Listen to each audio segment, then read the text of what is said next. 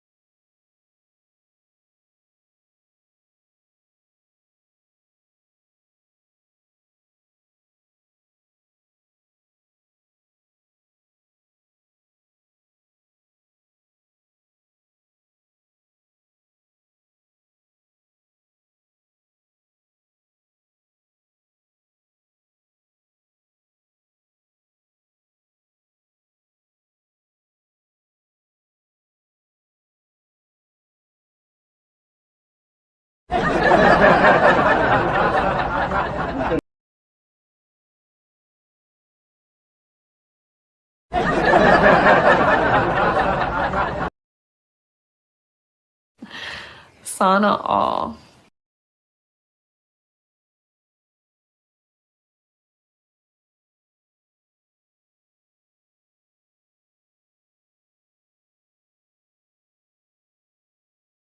Baliw ka yata eh.